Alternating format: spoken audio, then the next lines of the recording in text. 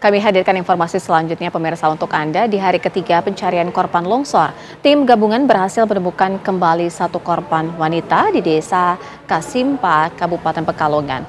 Korban merupakan anak dari Sekretaris Desa Kasimpar, Kecamatan Petung Kriono. Satu korban meninggal dunia akibat longsor kembali ditemukan di areal persawahan warga pada Jumat pagi. Korban merupakan putri dari Sekretaris Desa Kasimpar. Keluarga korban histeris saat jenazah korban tiba di Puskesmas Petung Kriono. Jenazah langsung dievakuasi ke posko induk untuk dilakukan identifikasi sebelum diserahkan ke pihak keluarga. Dengan ditemukan satu jenazah ini, maka di hari keempat total ada 23 korban meninggal dunia yang berhasil ditemukan dalam bencana tanah longsor di Petung Kriono. Tim gabungan terus melakukan proses pencarian dan juga evakuasi korban bencana tanah longsor di 3 titik. 3 orang masih dinyatakan hilang dalam proses pencarian.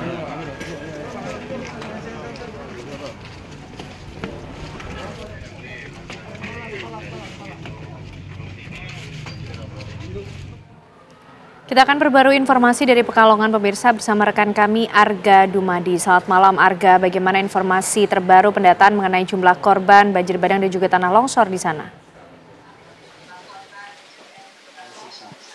Ya, selamat malam Ken Ana dan pemirsa. Kami kabarkan kepada Anda bahwa di hari keempat ini betul sekali bahwa tim SAR gabungan tadi pagi sekitar pukul 8 pagi ini menemukan satu jenazah korban, yaitu atas nama Aurel yang merupakan putri dari Sekretaris Desa yang juga turut menjadi korban dalam tragedi yang terjadi pada hari Senin lalu. Dan jenazah Aurel tadi sudah langsung diserahkan kepada pihak keluarga dan dikebumikan di siang hari tadi. Namun sebenarnya di hari ini tidak hanya satu korban saja yang ditemukan, ada juga tadi 2 korban yang ditemukan di sektor di kawasan sekitar Cafe Alo yang menjadi salah satu titik pencarian dari hari pertama kemarin. Di sektor tersebut ditemukan 2 orang jenazah yang ini kondisinya bertumpuk dan juga tertimpa material. Oleh karena itu dari pihak tim SAR sendiri hingga pencarian pada hari ini ditutup karena cuaca tidak memungkinkan, masih belum berhasil mengeluarkan 2 jenazah tersebut. Dan tentu saja ini akan dilanjutkan upayanya pada esok hari.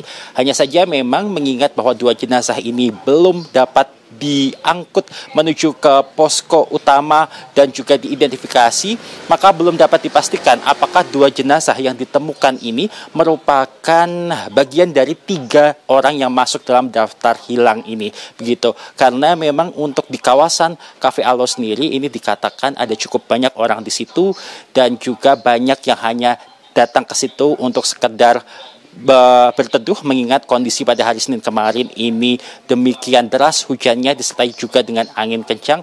Jadi memang untuk laporan orang hilang hingga saat ini pun juga tidak serta-merta ditutup gitu. Bila ada tambahan tentu saja dari pihak tim SAR gabungan ini juga akan tetap menerima. Kami kabarkan kepada Anda bahwa untuk pencarian ini sendiri diterjunkan sekitar 1.200 orang personel tim gabungan dari berbagai elemen, diantaranya adalah dari Basarnas, kemudian juga dari TNI Polri dan juga dari sukarelawan. Untuk pencarian di hari kelima besok ini seperti biasa rencananya akan dimulai dengan apel pagi pada pukul 7 dan nanti kemudian sekitar pukul 8 nanti tim akan berombongan menuju ke lokasi pencarian yang jaraknya sekitar 5 km dari posko utama. Untuk sementara demikian, kembali ke Jakarta.